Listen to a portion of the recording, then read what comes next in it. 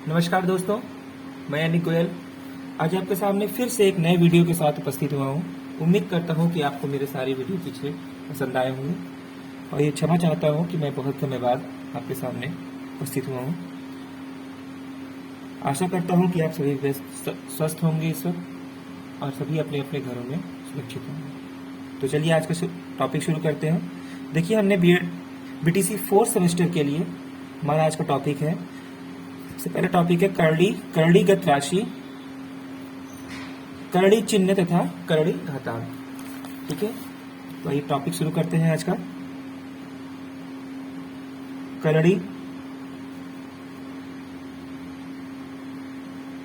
करड़ीगत राशि,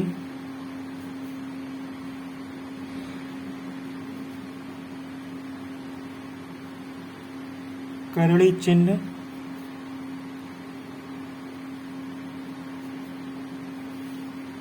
तथा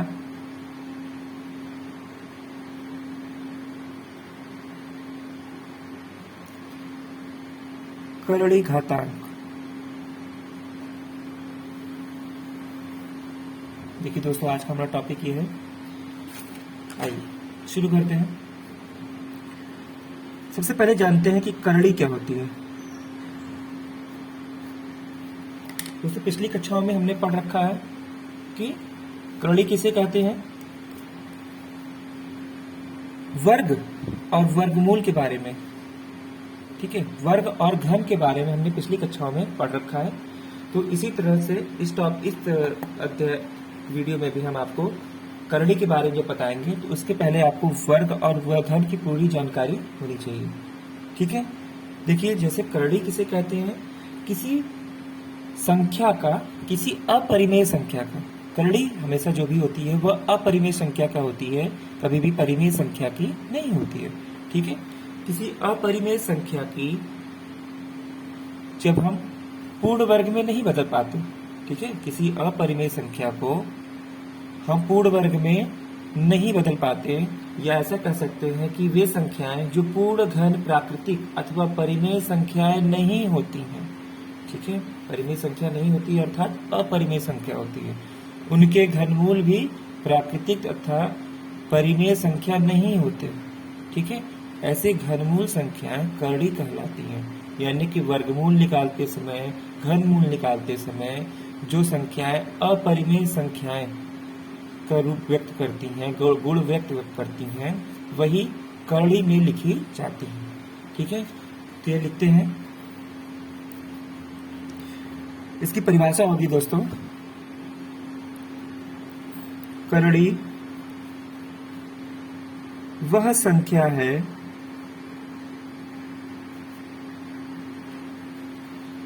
जिसे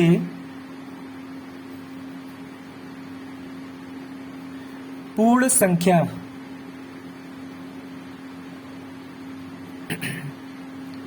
में परिवर्तित नहीं किया जा सकता,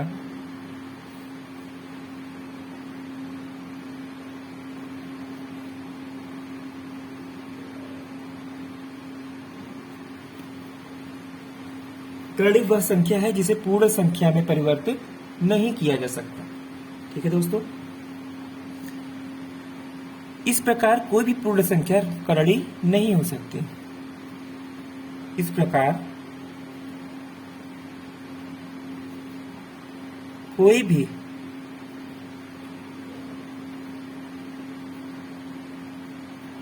पूर्ण संख्या,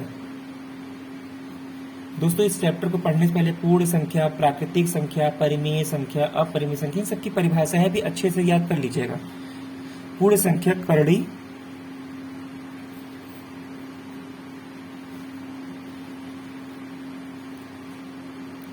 नहीं हो सकती। ठीक है दोस्तों, हमने लिखा करड़ी वह संख्या है जिसे पूर्ण संख्या परिवर्तित नहीं किया जा सकता। इस प्रकार कोई भी पूर्ण संख्या करड़ी में नहीं हो सकती।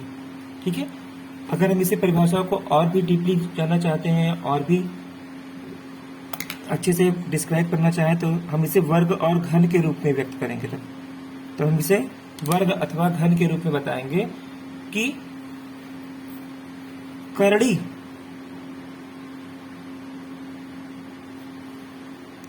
वर्गमूल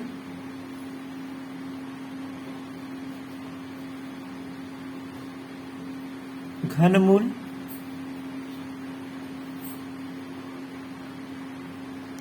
चतुर्थ मूल इत्यादि, मतलब और भी हो सकते हैं, 5 की घात भी हो सकती है, कोई भी इत्यादि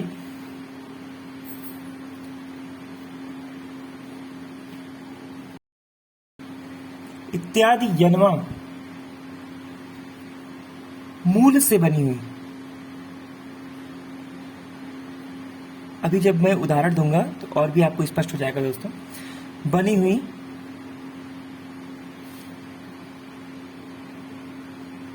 संख्याएं हैं। ठीक है दोस्तों। घनमूल मैं यहां पर ऐड कर दे रहा हूं थोड़ा सा दोस्तों। घनमूल या वर्गमूल, घनमूल या वर्गमूल निकालते समय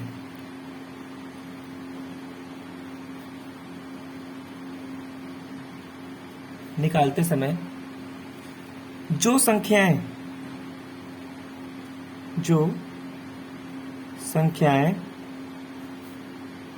पूर्ण वर्ग या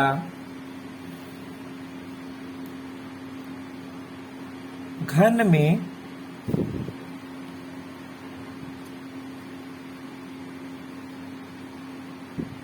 परिवर्तित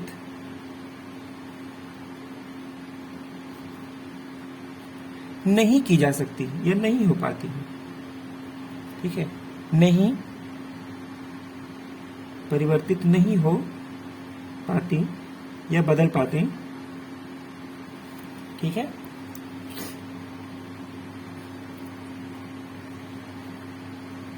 ऐसी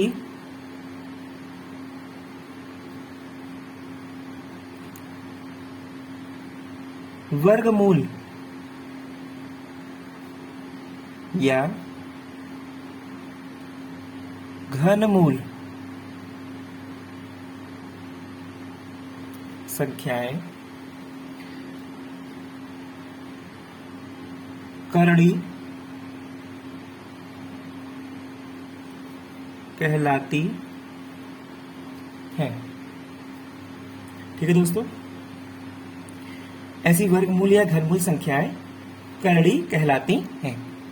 ठीक है, हमने आपको परिभाषा भी बता दी और उसके अर्थ भी समझा दिए कि अगर हम घनमूल कहें, चतुर्थ मूल कहें, वर्गमूल कहें, तो वो सभी निकालते समय जो वर्ग या घन में संख्याएं परिवर्तित नहीं हो पाती हैं, ऐसी वर्गमूल या घनमूल संख्याएं करड़ी कहलाती हैं या करड़ीगत संख्याएं कहलाती हैं।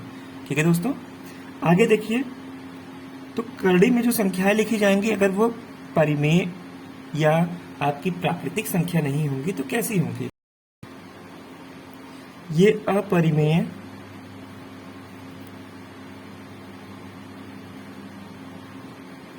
संख्याएं होती हैं। ये सदैव अपरिमेय संख्याएं होती हैं। ठीक है, जो घनमूल या वर्गमूल में लिखी जाती हैं। आगे देखते हैं दोस्तों। देखिए, करड़ी के बारे में हमने बता दिया। ठीक, अब इसका चिन्ह भी देख लेते हैं। करड़ी का मूल चिन्ह क्या होता है?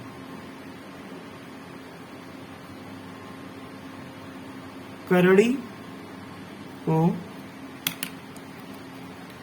ये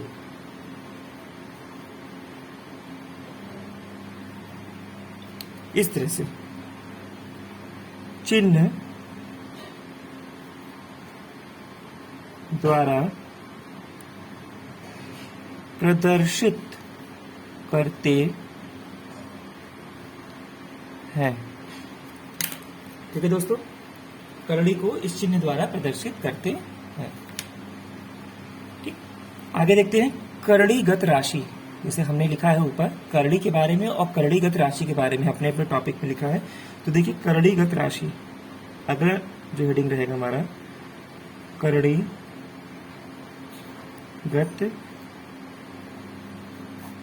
राशि। ठीक है,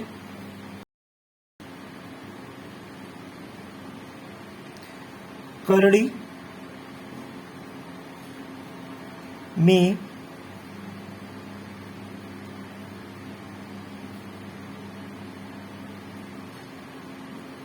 संख्या को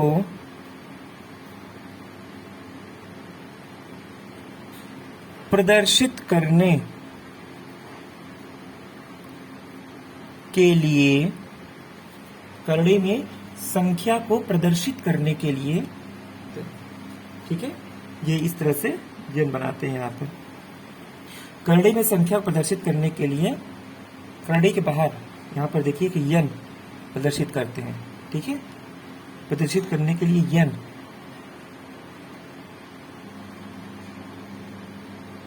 सूचक, ठीक है, करड़ी में यन, करड़ी में सूचक चिन्ह, करड़ी में संख्या को प्रदर्शित करने के लिए इस तरह से बना करके आगे बताते हैं कि सूचक चिन्ह,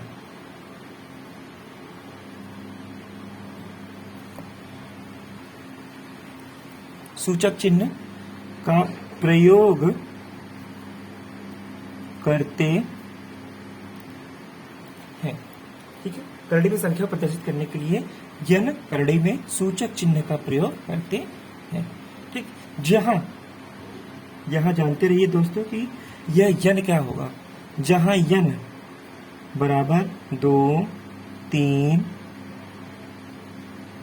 डॉट डॉट आगे लगा दे रहे हैं, और भी संख्या हो सकती है, ठीक है, और वो कैसे होने चाहिए, धनात्मक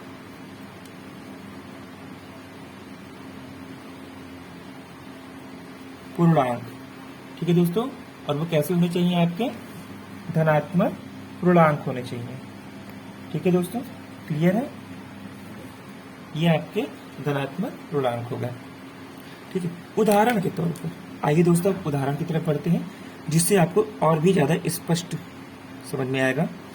उदाहरण में देखिए, संख्या, पहले हम ये समझा देते हैं कि संख्याओं को अगर हम इस तरह से रूप में लिखते हैं यन करड़ी में, तो हम उन्हें पढ़ेंगे कैसे। पहले आप पढ़ना जानिए, फिर उसके बाद हम आपको संख्याएं लिख करके दिखाएंगे। तो पहले हम आपको चर राशियों के बारे में लिख के बताते हैं, ठीक है। माना यहाँ पर संख्या यन, ठीक है, करड़ी में यक्ष, कोई माना एक संख्या है, कोई यक्ष मान लिए है संख्या को, ठीक है, एक करड़ीगत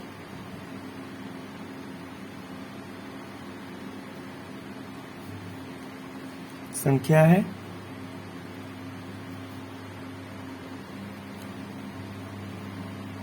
ठीक है। माना संख्या यन करड़ी में यक्ष, इसको ऐसे पढ़ते हैं, यन करड़ी में यक्ष एक करड़ीगत संख्या है, ठीक है। यहां बता भी दे रहे हैं, यहां पर एक्स क्या है और आपका यन क्या है। यहां यक्ष करड़ी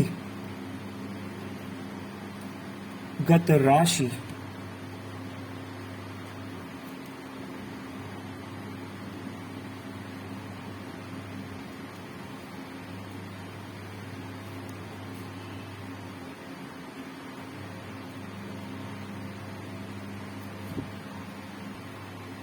यहां यक्ष करड़ीगत राशि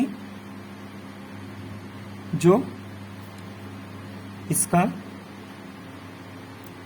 आधार है, ठीक है दोस्तों। यहां यक्ष करड़ीगत राशि है जो इसका आधार है, और यन क्या है, इसका करड़ी का घातांक है, ठीक है दोस्तों। यहां पर यक्ष करड़ीगत राशि है जो इसका आधार है, तथा यन करड़ी का घातांक होता है। आगे बढ़े, अब देखिए,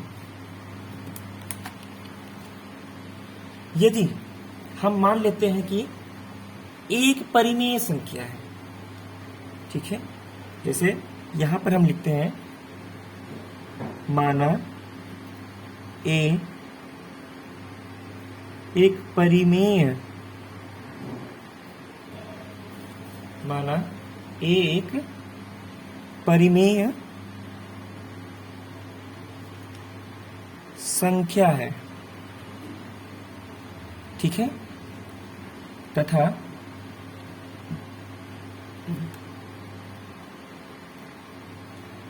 n एक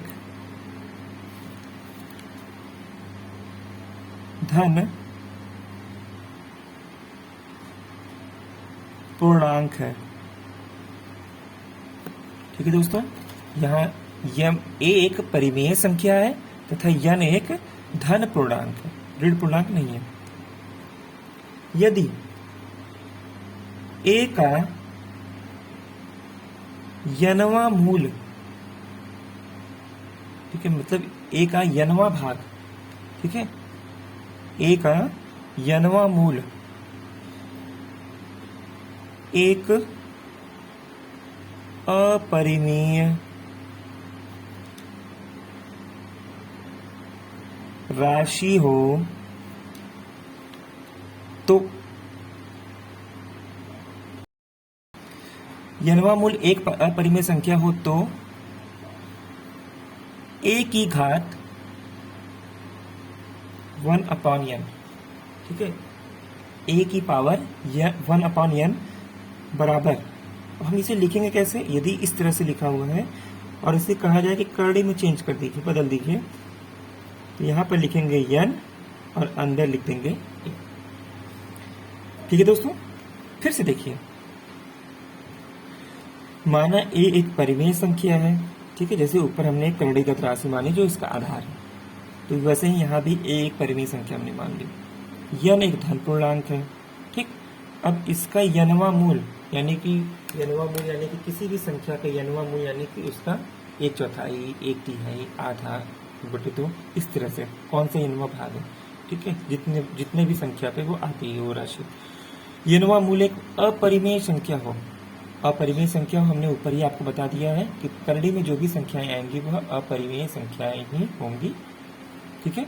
अपरिमेय संख्या हो तो a की पावर 1/n बराबर n रूट a, इसको इंग्लिश में रूट कहते हैं और हिंदी में करड़ी कहते हैं, n करड़ी में a या n रूट a, ठीक है। a की पावर n अपरिमेय राशि हो तो यहाँ पर इस तरह से, ठीक है। और n की करड़ी कहा जाता है इसे, n की करड़ी यानी कि n करड़ी में a, ठीक है दोस्तों। आइए अब इसको हम इस जो आपने स्टेटमेंट लिखा है हम इसका उदाहरण देख लेते हैं एक बार कि हम इसे कैसे लिखेंगे। जैसे अभी तक आपने सिर्फ और सिर्फ चर राशि के बारे में देखा इसमें, अब अचर राशि यानी कि संख्याओं के रूप में हम इसे अगर देखते हैं कि संख्याएं अगर लिख करके आपको दी जाए तो कैसे लिखेंगे। जैसे लिखा है करड़ी में 5, ठीक है, तो यहाँ पर क्या लिखेंगे, देखिए जब करड़ी के बाहर यहाँ n की जगह कोई भी संख्या न लिखी तो गणितीय संकल्पनाओं के अनुसार, गणितीय नियमों के अनुसार यहाँ पर 2 मान लिया जाता है। की जरूरत है सिर्फ कि यहाँ पर पहले से 2 यहाँ पर आपका इंगित है, निश्चित किया गया है, ठीक है। तो यदि हम इसे इस रूप में लिखेंगे n वें मूल के रूप में, तो इसको लिखेंगे 5 की घात 1/2, ठीक है। आगे बढ़ते हैं। यदि इसी घात को, और हम इसे पढ़ेंगे क्या, यह द्विघात, ठीक है, द्विघात करड़ी है, ठीक है, द्विघात करड़ी मतलब 2 घातों वाली करड़ी, ठीक है दोस्तों। दूसरा देखिए, अगला आता है 3 करड़ी में 6 बराबर 6 की घात कितनी हो जाएगी। अब देखिए यहाँ पर n था, यहाँ पर 2 हमने माना, यहाँ 3 लिखा हुआ ऑलरेडी पहले से, तो हम यहाँ लिख देंगे 1/3, ठीक है। 6 की घात 1/3 यानी कि यह कौन सी घात हो गई, त्रिघात करड़ी, 3 घात की वाली करड़ी हो गई आपकी, त्रिघात करड़ी, ठीक है दोस्तों।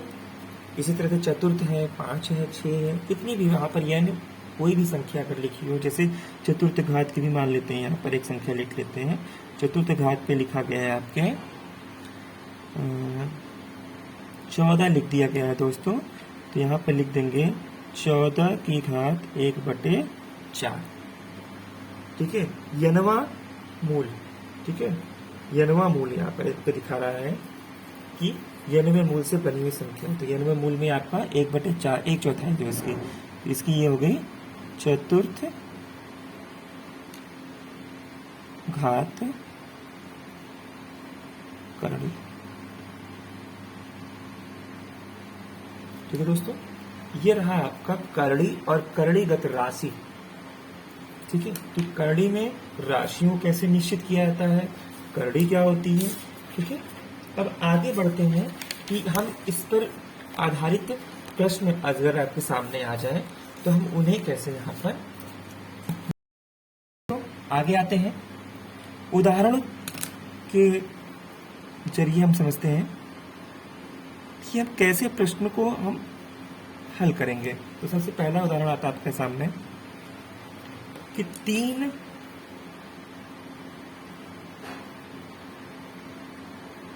अभी ये सिर्फ करड़ी के बारे में बता रहे हैं। अभी जब आगे हम वर्गमूल या घनमूल बताएंगे तो इसे और डीपली बताएंगे दोस्तों, किस तरह से और भी अन्य उदाहरणों के द्वारा। यहाँ पर देखिए किसी संख्या के घात यहाँ पर 3 लिखी गई है, तो हमने लिखा है 3 करड़ी में 64। ठीक है, तो यहाँ पर इसमें क्या है, आधार क्या है सबसे पहले देख लेते हैं। तो इसमें आधार है आपका यानी करड़ीगत राशि है 64। ठीक है, करड़ी के अंदर जो लिखी हुई राशि है वो 64 है, यानी कि इसका आधार है। और 3 करड़ी का घातांक है, यानी कि 64 की घात 1/3।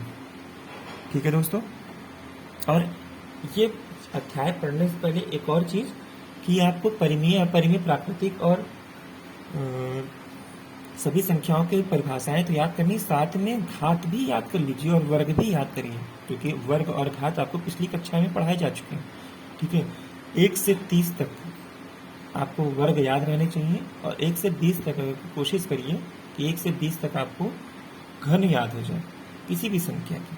ठीक है, जैसे अगर आप इसको देखेंगे 64 को, तो 64 होता है आपका घन दिया गया है, तो 64 4 का घन होता है, 4 गुणे 4 गुणे 4। ठीक है, तो इसे हम लिखेंगे यहाँ पर आपके, इसे लिख देंगे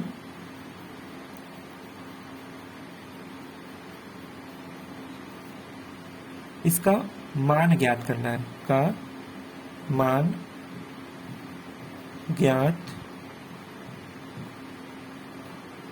कीजिए।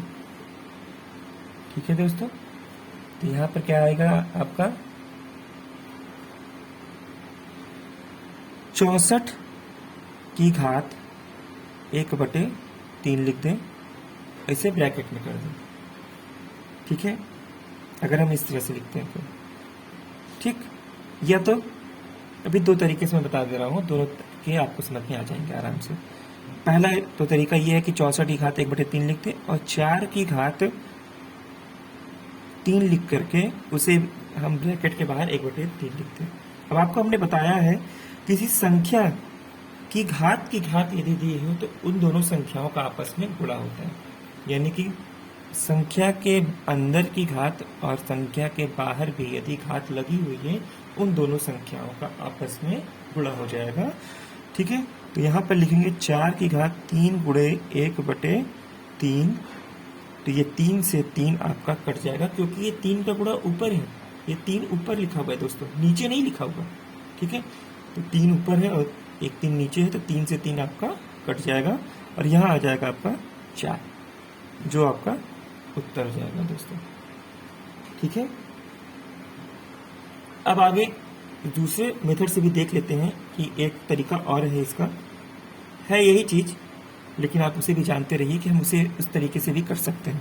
जैसे ये संख्या लिखी गई है, तो हम इसे लिख लेंगे, आपका जो प्रश्न है इस तरह से लिख लेंगे। तो यहाँ 4 गुणे 4 गुणे 4 कर लेंगे। ठीक है दोस्तों, अब बाहर 3 लिखा है, ठीक है, अंदर की ओर 3 बार 4 लिखा है, यानी कि 3 बार 4 का गुणा करने पर हमें 64 प्राप्त होगा। ठीक है, तो जब हम यह 4 एक ही संख्या है, ये सभी एक ही संख्या लिखी हुई है, तो हम इसे एक बार बाहर निकालेंगे। ठीक है दोस्तों, इस तरह से भी आप कर सकते हैं, लेकिन तब जब आपको संख्याओं का वर्ग और उनका घन पूर्ण रूप से याद हो। ठीक है, अब आइए ऋणात्मक संख्या को देख लेते हैं कि यदि आधार ऋण में दिया गया हो तब क्या करते हैं।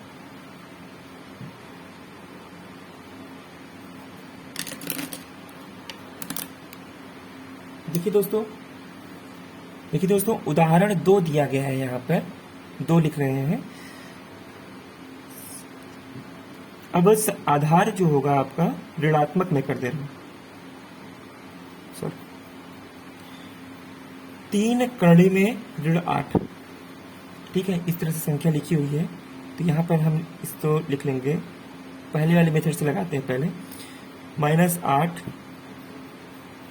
की घात 1/3, और हम जानते हैं दोस्तों कि 2 का घन हमेशा 8 होता है। 2 दूनी 4 दूनी 8, तो ऋण 2 लिखेंगे, क्योंकि विषम संख्या में हमने ये भी आपको बता रखा है कि जब चिन्ह, अगर ऋणात्मक चिन्हों का गुणा आपस में किया जा रहा है और कई बार वो संख्याएं रिपीट होकर के लिखी गई हैं, यदि उन संख्याओं का क्रम, ठीक है, उन दी गई संख्याओं का जो क्रम है वह एक विषम संख्या के रूप में, या जितनी बार भी वो संख्या लिखी गई है वह एक पूर्ण रूप से विषम संख्या में है, तो वह ऋणात्मक ही आंसर देंगे, और यदि वह धनात्मक में है तो धनात्मक आंसर देंगे।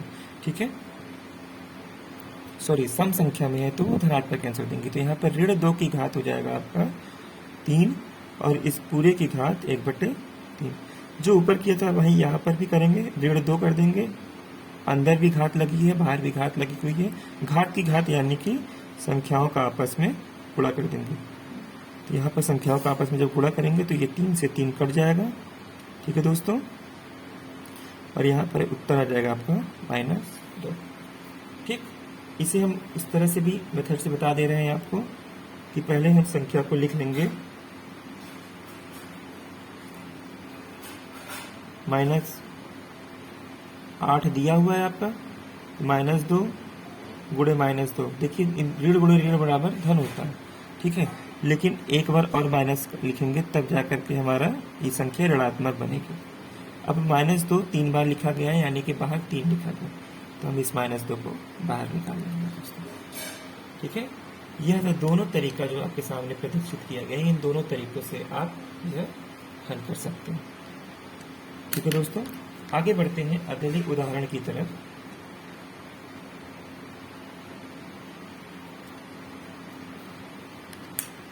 अगले उदाहरण की तरफ पढ़ते हैं दोस्तों। लिखा हुआ है 3 करड़ी में 5। ठीक है, देखिए यहाँ पर दोस्तों दूसरे तरीके से 3 करड़ी में 5 की घात 3 का मान ज्ञात कीजिए।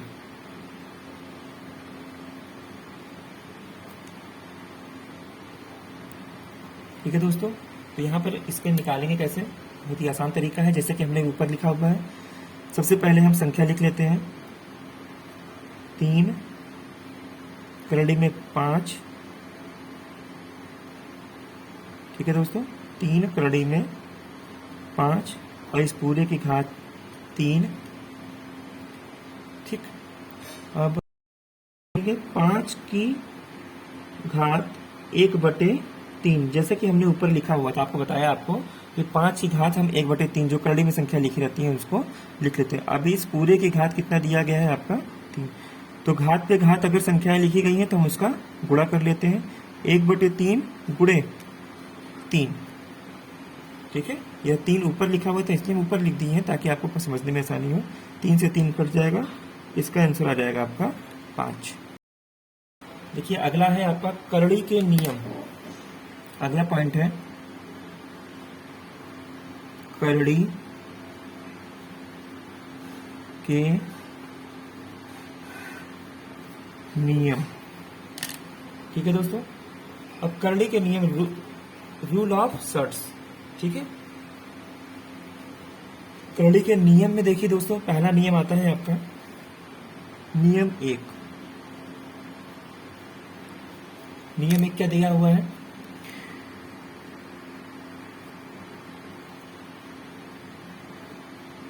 n रूट a की पावर n। ठीक है, इसे जब हम करेंगे, जैसे मैं अभी हमने बताया है आपको पिछला उदाहरण, उसी तरह से a की पावर 1/n और इस पूरे की पावर n। इसका उत्तर आ जाएगा आपका a की पावर 1/n गुणे n, n से n आपका कैंसिल हो जाएगा और इसका आ जाएगा आपका n। ठीक है, a आपका यहाँ पर उत्तर आ जाएगा, जैसा कि अभी हमने पिछले उदाहरण में आपको बताया है। वही आपका नियम 1 है। इसका उदाहरण देख लीजिए दोस्तों। उदाहरणों पे हमेशा जो है ध्यान रहना चाहिए कि यदि हम किसी चीज को नहीं समझ पा रहे हैं तो हम अधिक से अधिक उदाहरण करें। ठीक है, तो उदाहरण करने से ही आपका वो जो समस्या है आपकी आराम से सॉल्व हो जाएगी। ठीक है, 3 करड़ी में 4 और पूरे की घात 3 का मान ज्ञात करिए। का मान ज्ञात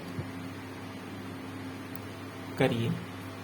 ठीक है दोस्तों, तो यहां पर हम जैसा कि नियम बताया गया है वैसे ही लिख देते हैं। 4 की घात 1/3, इस पूरे की घात 3। आपको बताया कि किसी संख्या की घात यदि लगी हो तो हम उसका इन दोनों घातों का आपस में गुणा कर देते हैं। तो 4 की घात 1/3 गुणे 3, 3 से 3 आपका कट जाएगा और यहाँ उत्तर आ जाएगा आपका 4। ठीक है दोस्तों, ये हो गया आपका पहला नियम। दूसरा नियम क्या कहता है?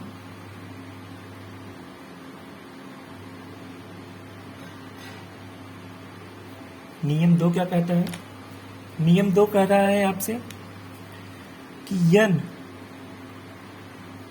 करड़ी में a गुणे b यदि इस तरह से दिया गया हो, अगर आपकी संख्याएं जो दी गई हैं n रूट a b या a इंटू b, तो उन दोनों संख्याओं में, ठीक है, इन दोनों संख्याओं को हम करड़ी के बाहर इस तरह से लिख सकते हैं, n करड़ी में a और n करड़ी में b। ठीक है, यानी कि इन दोनों संख्याओं पर अलग अलग करड़ी लगाई जा सकती है। ठीक है दोस्तों, देखिए यहां पर हम कैसे करें। देखिए यहां दिया हुआ है इसका उदाहरण, और जरूरी नहीं है दोस्तों कि यहाँ जो दूसरी करड़ी लगी हुई है वह संख्या करड़ी में नहीं आ सकती। ठीक है, वह संख्या एक संख्या करड़ी में आ सकती है, एक संख्या करड़ी में नहीं आ सकती। जैसे कि यहाँ उदाहरण जो दिया गया है वह दिया गया है करड़ी में 18 का मान।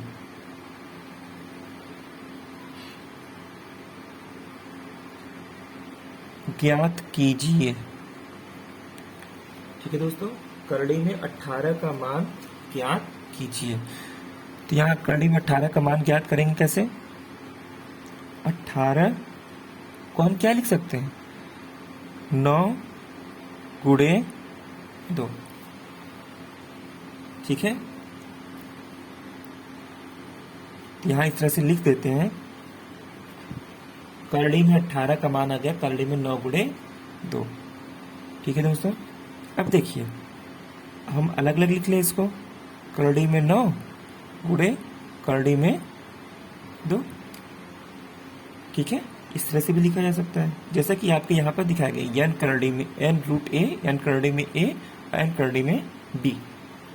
अब 9 का हम वर्ग जानते हैं दोस्तों, क्योंकि देखिए हमने अभी आपको बताया कि किसी भी संख्या जब यहाँ पर n, जो यनवा घात यहाँ पर है, ठीक है, जो इसका घातांक है, यदि यहाँ पर न प्रदर्शित किया गया हो तो हम गणितीय संकल्पनाओं के अनुसार वहां पर 2 मान लेते हैं। इसलिए यहाँ पर 2 मानने के अनुसार यह जो इसका 9 संख्या लिखी गई है, आधार जो लिखी गई है करड़ी का तराशी का, वह वर्ग होगा और वह वर्ग है 3 का।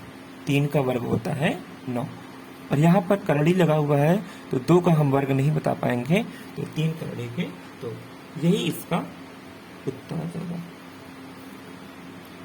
ठीक है दोस्तों, आगे बढ़ते हैं, नियम 3 की तरफ बढ़ते हैं।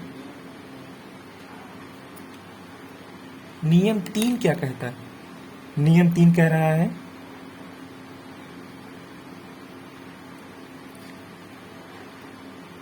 n a/b। ठीक है, n करड़ी में a/b बराबर वही चीज जो हमने वहां पर गुणे के रूप में लिखा, अब यहाँ पर हम भाग के रूप में लिख दे रहे हैं n root a upon B बराबर n root a upon n root b। Okay, आइए दोस्तों इसका उदाहरण भी देख लेते हैं, बहुत आसान है। इसका उदाहरण दिया गया है आपका रूट 12 अपॉन 121। ठीक है दोस्तों, का मान ज्ञात कीजिए। ठीक है, का मान ज्ञात कीजिए। तो करड़ी में तो हम इसे हल कैसे करेंगे दोस्तों, देखिए सबसे पहले हम लिख लेते हैं कि इस संख्या को हम कितने भागों में डिवाइड कर सकते हैं। ठीक है, तो हम देखते हैं कि हम 12 को लिख सकते हैं 4 × 3। ठीक है दोस्तों, और नीचे की जो संख्या है वह आपकी है 11 × 11। ठीक है, 11 का जब वर्ग करेंगे तो 121 आता है।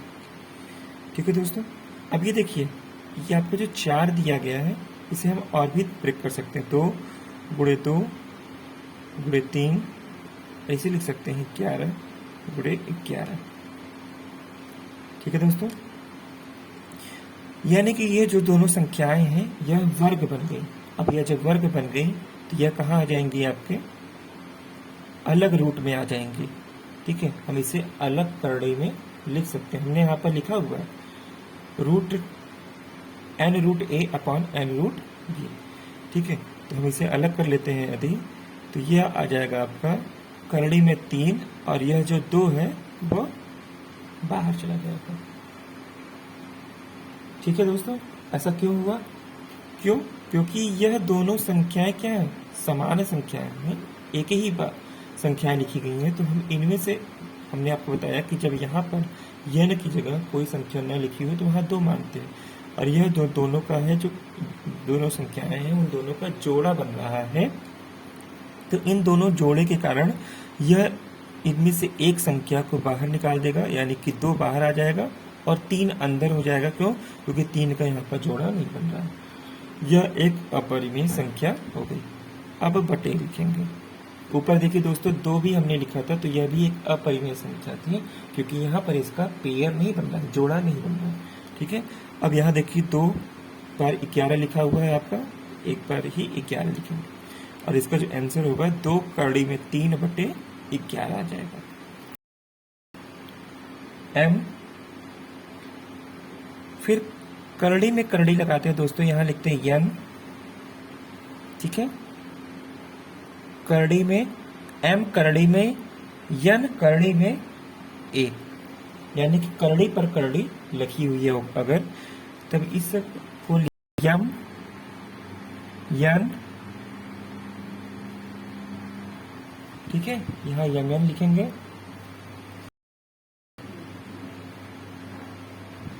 n। ठीक है, और यहाँ पर रूट में लिखेंगे a। ठीक है दोस्तों, n रूट a। आगे देखते हैं इसका उदाहरण। उदाहरण देखिए दोस्तों, उदाहरण में लिखेंगे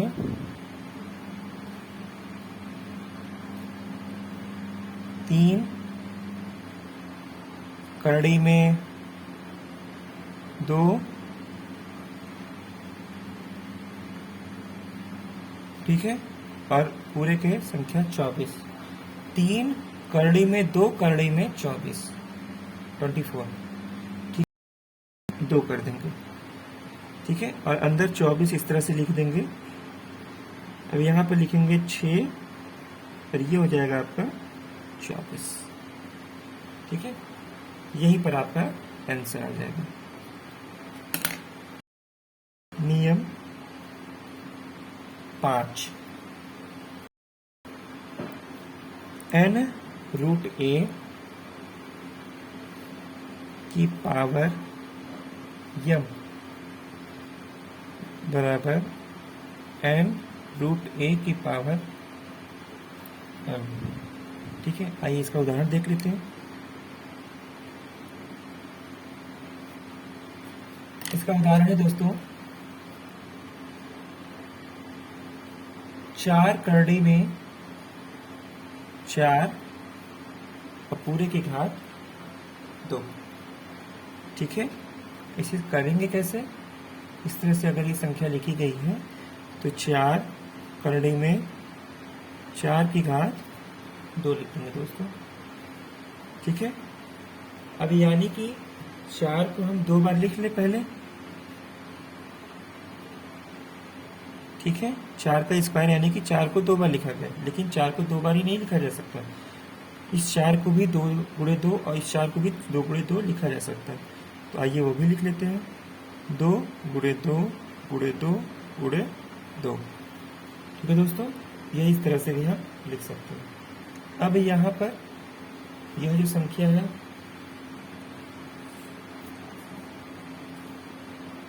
वो कैसी आ जाएगी आपकी? 4 करड़ी में 2 की घात 4। ठीक है, इस तरह से अगर हम लिख दिए हैं 4 करड़ी में 2 की घात।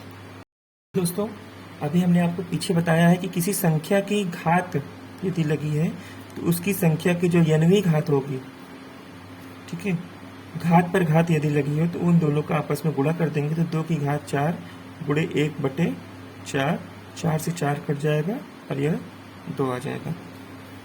ठीक है दोस्तों, जहां नहीं समझ में आया है वहां एक बार फिर से पूछ लीजिएगा। ठीक, कमेंट बॉक्स में हमें कमेंट करके मैं फिर से उस नियम को दोबारा रिपीट कर दूंगा। अगला नियम देखते हैं, नियम 6। नियम C/A + n √b। ठीक है दोस्तों, C/A + n √b। ठीक है, अर्थात हम इसे लिखेंगे कैसे?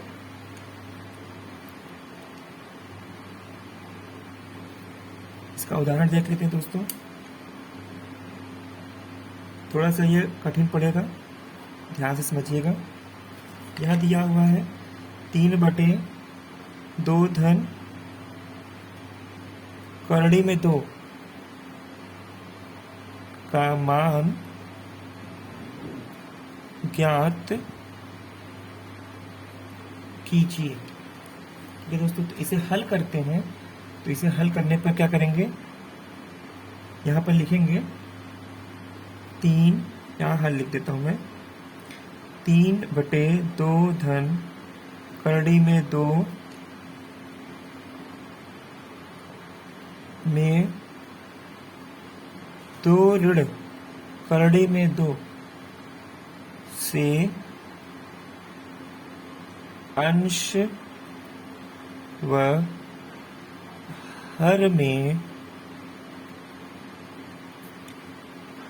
गुणा करने पर। ठीक है दोस्तों, तो अंश व हर में गुणा करते हैं। अंश व हर में गुणा करेंगे, कैसे आ जाएगा ये? देखिए, 3/2 धन करड़ी में 2, ये आपको प्रश्न दिया हुआ है। गुणा करते हैं 2 ऋण करड़ी में 2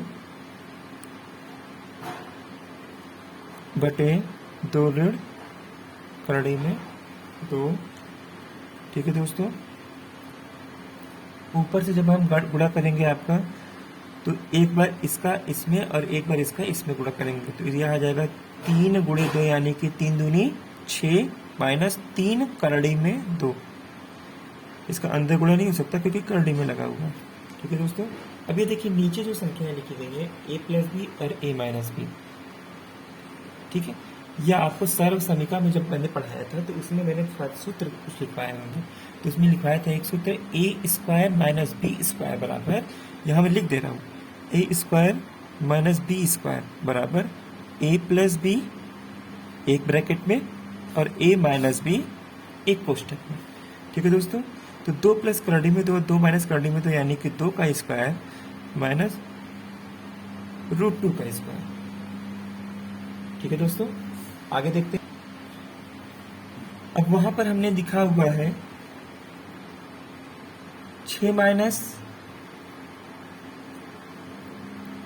3 करड़ी में 2 बटे 2 की घात 2 यानी कि 4 माइनस करड़ी में 2 यानी कि 2। ठीक है दोस्तों, 2 लिखा हुआ है, तो इसे करेंगे कैसे?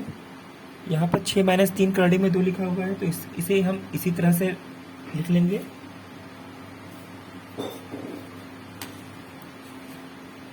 ठीक है, यहाँ पर हम देखते हैं कि 2 गुणे 3 और ये 3, यहाँ पर हम अगर कॉमन लेते हैं इसको, तो इसमें से 3 कॉमन निकल जाएगा, तो 3 यहाँ से कॉमन निकालेंगे तो 2 माइनस करड़ी में 2 बटे, ठीक है, 4 माइनस 2 यानी कि 2। ठीक है दोस्तों, ये हमारा क्या हो गया? उत्तर आ गया। ठीक है दोस्तों, यहीं पर हमारे सारे नियम खत्म होते हैं। ठीक है, और जितने भी चीजें आपको नहीं समझ में आई हुई हैं उसे आप कमेंट बॉक्स में लिख के बताइएगा। ठीक है, तब तक के लिए धन्यवाद। सुरक्षित रहें और स्वस्थ रहें।